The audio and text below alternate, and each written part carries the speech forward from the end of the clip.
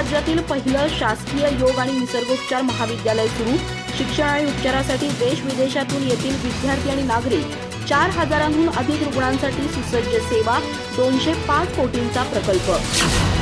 कोल्हापूर जिल्ह्यातील उत्तूर येथे सुरू झालेल्या राज्यातील पहिल्या शासकीय योग व निसर्गोपचार महाविद्यालयाच्या उद्घाटन सोहळ्यात महाराष्ट्र राज्याचे वैद्यकीय शिक्षण आणि विशेष सहाय्य मंत्री हसन मुश्रीफ यांनी विश्वास व्यक्त केला की येत्या काळात देश आणि विदेशातून विद्यार्थी शिक्षणासाठी तसेच नागरिक उपचारासाठी येथे येतील। या महाविद्यालयातून देशातील नावाजलेले योग व निसर्गोपचार तज्ज्ञ घडतील असेही त्यांनी सांगितले।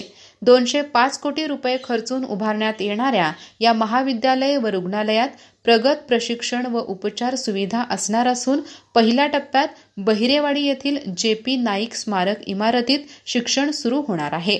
महाविद्यालयाची वार्षिक प्रवेश क्षमता 60 विद्यार्थ्यांची असून 15 एकर परिसरात मुख्य रुग्णालय, हॉस्टेल, योगासने hall, treatment centre, diet centre, swimming pool, वाचनालय तसेच सुसज्ज प्रशासनिक इमारत बांधण्यात येणार आहे। उद्घाटन प्रसंगी वैद्यकीय शिक्षण विभागाचे आयुक्त डॉक्टर राजीव निवतकर, आयुष संचालक डॉक्टर रामन घुंगराळेकर, आरोग्य विद्यापीठाचे कुलगुरू डॉक्टर मिलिंद निकुंभ, अधिष्ठाता डॉक्टर भाग्यश्री खोत आदी मान्यवर उपस्थित होते।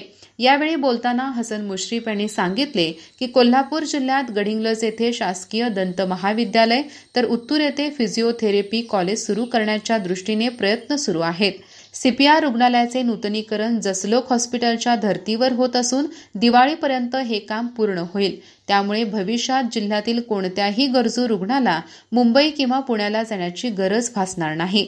प्रास्ताविक अधिष्ठाता डॉक्टर भाग्यश्री खोत यांनी केले तर सूत्रसंचालन विवेक गवळी यांनी केले।